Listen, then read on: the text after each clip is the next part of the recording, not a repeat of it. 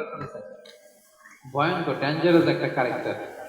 পৃথিবীর শুরু থেকে শেষ পর্যন্ত এর চেয়ে বড় ফিতনা আসেনি, আসবেও না। দাজ্জালের ফিতনা।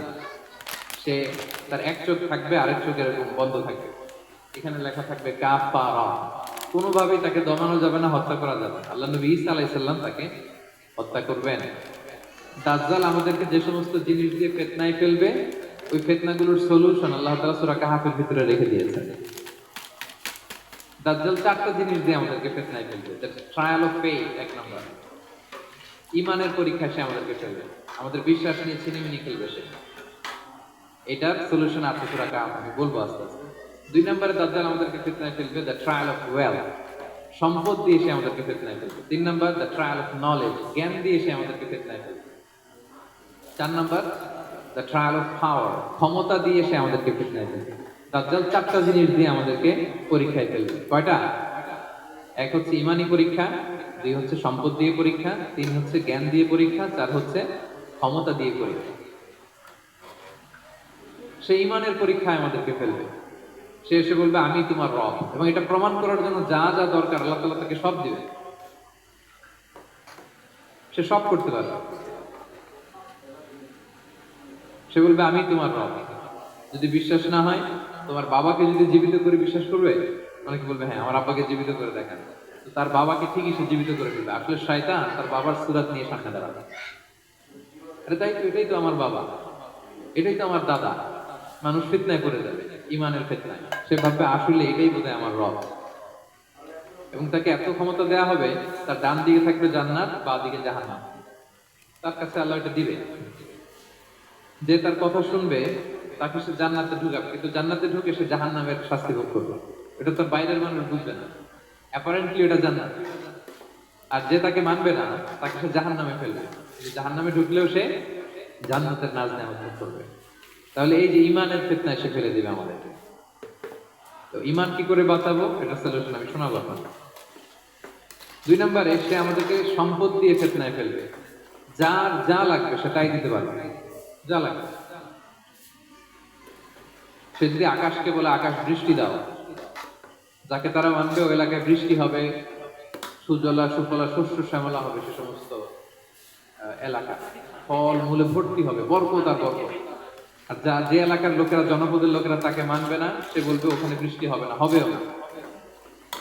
ওখানে খরা, দুর্ভিক্ষ, মাটি ফেটে চলছে, মানুষ না খেয়ে মরবে, মহামারী, দুর্ভিক্ষ দেখা দিবে।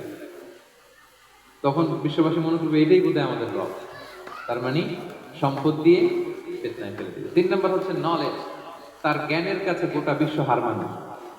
পূর্বের পরের যত জ্ঞান আছে সব আল্লাহ তাকে দিবে। ইলমুল আউয়ালিন ওয়াল আখিরিন, এমন কোনো প্রশ্ন নেই যেটা দিয়ে তাকে আটকানো যায়। যাই জিজ্ঞেস করবেন সব জানতা, সব বলে দেয়। ভবিষ্যৎবাণী বলে দিবে, বলবে আগামীকাল ওইখানে অমুক দেশে বোমা বিস্ফোরণ হবে, ওইখানে ওখানে দুর্ভিক্ষ হবে, হবে ভূমিকম্প হবে, হবে। সে যা বলবে তাই হবে। তার জ্ঞানের এই বহর দেখে মানুষ ফিতনায় করে যাবে। চার নম্বর হচ্ছে দ্য ট্রায়াল অফ পাওয়ার, ক্ষমতা। তার ক্ষমতার সামনে সব কিছু একেবারে ছিন্ন বিচ্ছিন্ন হয়ে যাবে, এত ক্ষমতা হবে তার। সে যেমনটি বলবে তেমনটি করতে হবে। বাতাসের চেয়ে দ্রুত বেগে সে এক দেশ থেকে আরেক দেশে চলে যাবে। তো তার এই সমস্ত অলৌকিক ক্ষমতা দেখে মানুষ ফিতনায় পড়ে যাবে। সম্পদের ফিতনা কিভাবে বাঁচবেন? একজন বাগানওয়ালার ঘটনা বলেছে। দুজন বন্ধু, একজন একটু গরিব, সে বিশ্বাসী, আরেকজন ধনী, সে অবিশ্বাসী। তাকে আল্লাহ তাআলা বিশাল বড় খেজুরের বাগান আর আঙ্গুরের বাগান দিয়েছেন, বিশাল বড়, অনেক বড় বিজনেস ম্যাগনেট। তো এই সম্পদের অহংকার সে করত।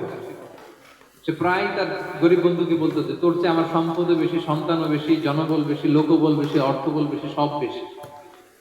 অহংকারে তার পা মাটিতে পড়ত না। আর সে আখিরাতে অবিশ্বাস করত, এবং সে বলতো যে এই সম্পদ আমারে বাঁচাবে, চিরকাল আমাকে স্মরণীয় করে রাখবে, এই সম্পদ কোনোদিন যাবে না। অনেক বড় বড় ধনীরা আছে, তারা এরকম মনে করে যে আমি এত বড় সিআইপি, হ্যাঁ, আমি এত বড় বিজনেস ম্যাগনেট, এই দিন বোধহয় আর চেঞ্জ হতে পারে না, আমার আজীবনই বোধহয় এত পাওয়ার থাকবে, এত সম্পদ থাকবে। এটা ভুল ধারণা। এটা কি ভুল ধারণা? এই যে তুরস্কে দুর্ভিক্ষ হইল না, আপনারা দেখছেন না যে অনেক সম্পদের মালিক বাড়ি ঘর ভেঙে রাস্তার ফকির, এখন ওই যে ডিফিউজিদের জন্য যে খাবার আসছে ওখানে লাইনে দাঁড়াইছে, কারণ এখন লাইনে না দাঁড়ালে খাবারও তো মিলবে না। 1000 কোটি টাকার মালিক ছিল, ভেঙে চুরে সব শেষ। এখন রিলিফের নেওয়ার জন্য দুস্থদের কাতারে ওখানে দাঁড়াইছে, কারণ দাঁড়াইলে কিছু খাবার পাওয়া যাবে, খিচুড়ি পাওয়া যাবে, তা না হলে তো খাবারটাও মিলবে না।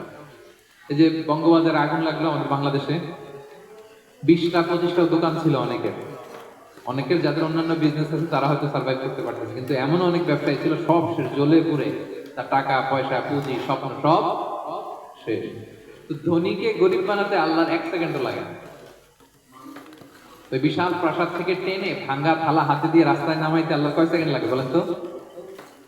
1 সেকেন্ডও লাগে না।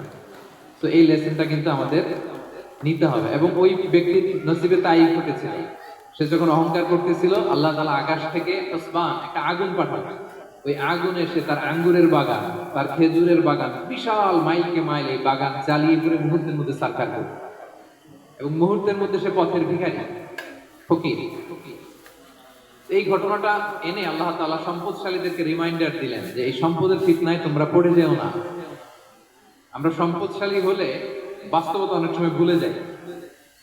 সূরাতুল হুমাযাতে আল্লাহ তাআলা বলেন ইয়াহসাবু আন্না মালাহু আখলাদা, সম্পদশালীরা মনে করে এই সম্পদ আমাকে চিরকাল বাঁচিয়ে রাখবে, চিরকাল বোধহয় এই সম্পদ আমার হাতে থাকবে। না, এটা হাতের ময়লা, আজ আছে কাল নাই, যে কোনো সময় চলে যেতে পারে।